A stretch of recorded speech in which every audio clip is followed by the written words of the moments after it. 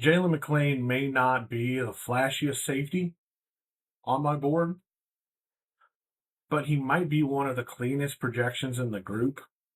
Coming out of New Jersey, he's a four-star recruit, chose Ohio State over programs like Notre Dame, USC, Oregon, and Penn State, played meaningful snaps as a true freshman on a national championship team, and won the starting job next to Caleb Downs in 2025. And once he got that role, the profile became very clear. He can run, he can cover the deep middle, he can tackle at a high level, he can help hold opponents to minimum production.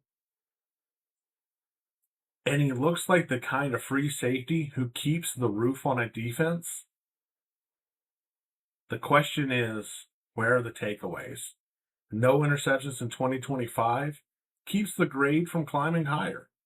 So today, we're going to break down why Jaylen McClain is my safety number 7, why the floor is so clean, and why 2026 matters to his ceiling. Before we get into it, make sure you hit the like button, follow, subscribe, as we keep putting in this work here in Draft Yoda on our way to 100 prospects before college football kicks off. What's going on, everybody? Draft Yoda here. We're data-driven and prospect-focused. McClain comes in at an 8.88 out of 10, making him my number 57 overall prospect and safety number 7 going into this football season.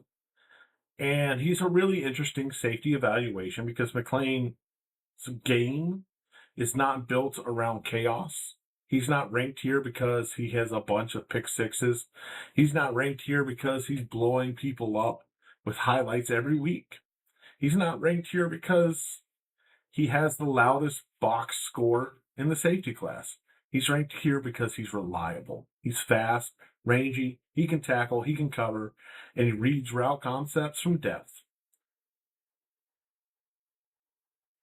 He already earned a starting job in one of the best defensive back rooms in college football, and that matters. Ohio State does not hand out starting safety jobs by accident, especially not next to All-American Caleb Downs. That doesn't happen. Out of Rahway, New Jersey, played for his high school team at Seton Hall Prep in West Orange, and he was a real multi-phase athlete, 3-year starter, played on both sides of the ball at safety and wide receiver. He ran track, posting an 11.06 100 meter. And the track background does matter because when you watch McClain as a safety, the range is one of the first things that stands out. He can cover, he can close. He has enough speed to handle deep middle responsibilities. And he's not just a straight line athlete. He's a football player with a legitimate two-way production. As a senior, he racked up 126 tackles, had 3 fumble recoveries, blocked a punt, blocked a field goal, and earned first team all-conference and all-state honors in New Jersey. And had solid production as a wide receiver. It's a complete high school resume: offense, defense, special teams, track, production, and athleticism. There's not much else you can ask for out of a kid. He was a 4-star recruit, number 3 player in New Jersey, and the offer list was huge for him. He was wanted by pretty much every program in America. Visited with Ohio State, Notre Dame, USC, Oregon, and Penn State. That's a national recruitment. That's programs that have talent, want talent, and need talent because they're competing at high levels. And McClain chose Ohio State and enrolled early in January of 2024. And the early enrollment matters because defensive back development is all about reps. It's not all about reps, but it's a majority about reps. And the more reps in spring he got, the better and faster capable he was able to learn and move into playable time. As a freshman, he played in 15 games on Ohio State's national championship team. That's huge. Even if he was not a full-time defensive starter, he was part of a championship caliber roster. He logged 110 defensive snaps, played over 200 snaps on special teams, recorded 15 tackles and a pass breakup. And that's how a young safety builds trust. Special teams and rotational defensive snaps. If you show that you don't panic, if you're not rushing the process, you build trust with your coaching staff. He was not asked to be the star immediately. He was asked to prove that he could be trusted. And on a national championship team, trust is not given. It's earned. And McClain earned it. Earned it so much that in 2025, he stepped into a starting role. And it was across from Caleb Downs, who eventually went on to be drafted in last year's draft class by the Cowboys. He was widely considered one of the best prospects in the draft. If it wasn't for a knee injury, he probably would have been higher. But that's the caliber of player that he was playing beside. He started all 14 games, played 708 snaps, ended up with 53 tackles, including 42 solo stops, 3 pass deflections, earned 13 All Big Ten, and was a strong first season as a starter. Not dominant, not finished product, but strong, efficient, and reliable. First thing that stands out for him is the range.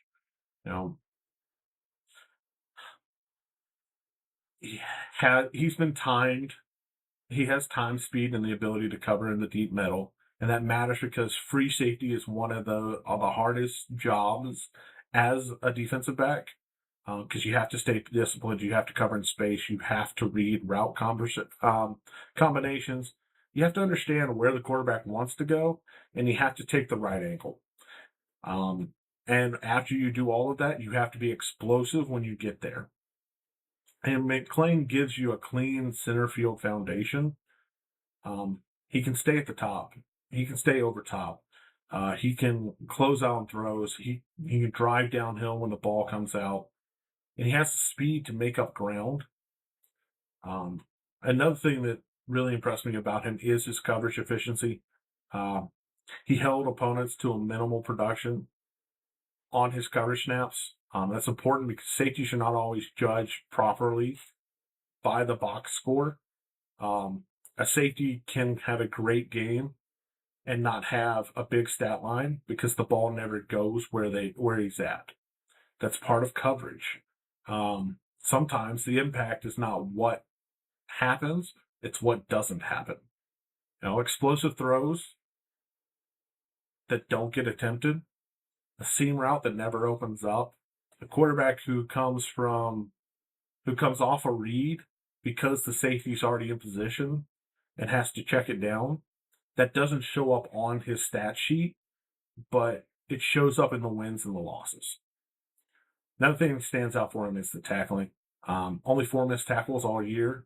That's pretty excellent for a safety, especially a safety with his high snap count from last year.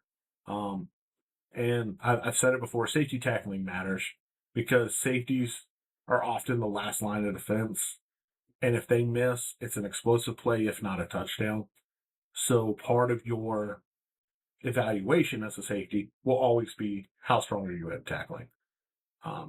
He really is really good at reading route concepts from depth. He's not just running around with speed, he's processing. And there's a difference between a safety who tests well and a safety who plays well. From depth, you can see concept develop. He understands when routes are trying to stretch him.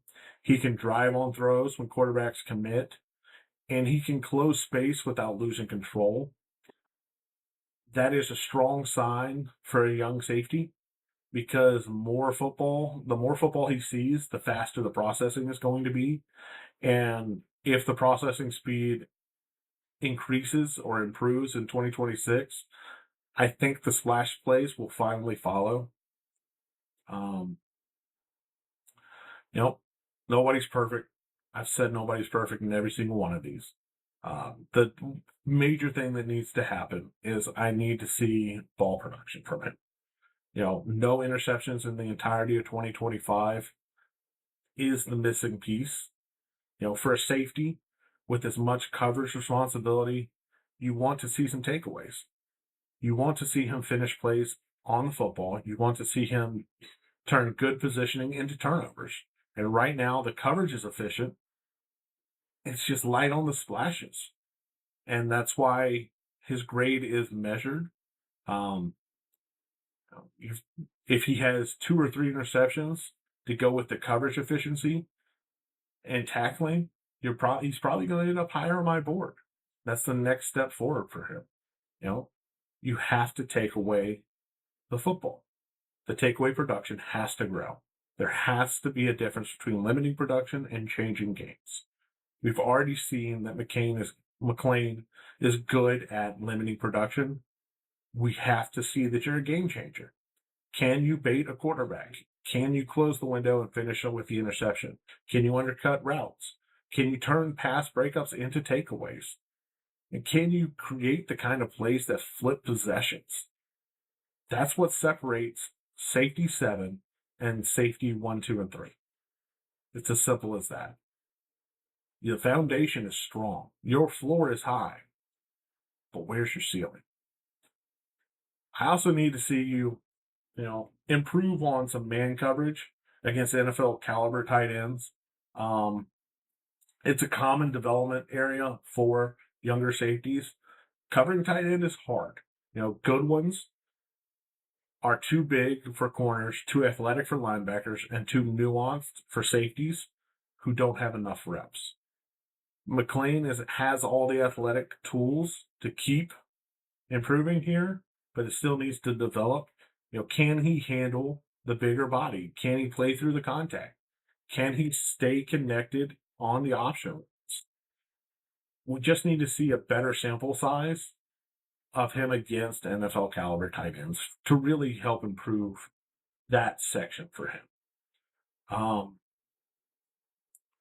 This safety group has more explosive producers ahead of him, but few players have a cleaner foundation than him. He can run, he can tackle, he can cover, he can play the middle. He has the Ohio State development.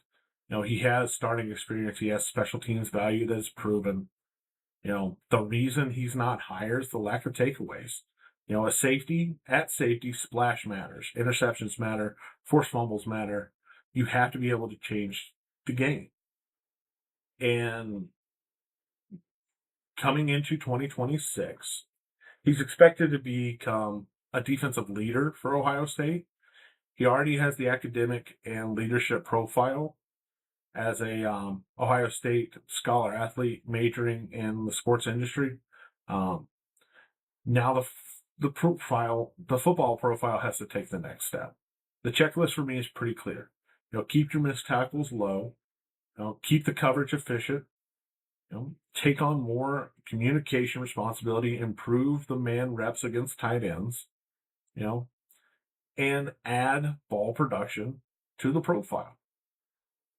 If he can, he can climb quickly. He might be one of the easiest risers at safety if the ball production arrives. I already know he tackles. We already know he tackles. We already know he can run. We already know, all this coverage is there. The only thing that's really lacking is the production and the splash plays. And that's what you got to focus on in 2026. Currently sitting at an 8.88 out of 10, number 57 overall, safety number 7.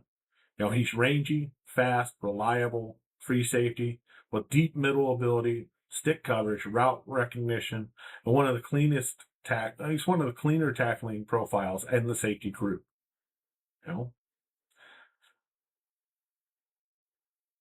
The foundation is strong. I just need to see the splash plays. I need to see that you can do it. And that's why you're at 57. But that's on my board. What do you think of Jaylen McClain? Is he one of the safest safety prospects in this class? can he climb higher than safety 7 if he has more takeaways? No. Do you value a safety who may not have the splash plays yet, but almost never gets beat in production? Never gets beat in protection, by the cheap, gimmicky things. Drop your thoughts in the comments down below. Let's talk it out. If you enjoy these, make sure you hit the like button, subscribe to the channel, follow for more, because we're going to have over 100 prospects before the college football season kicks off. I am on a push to make it happen.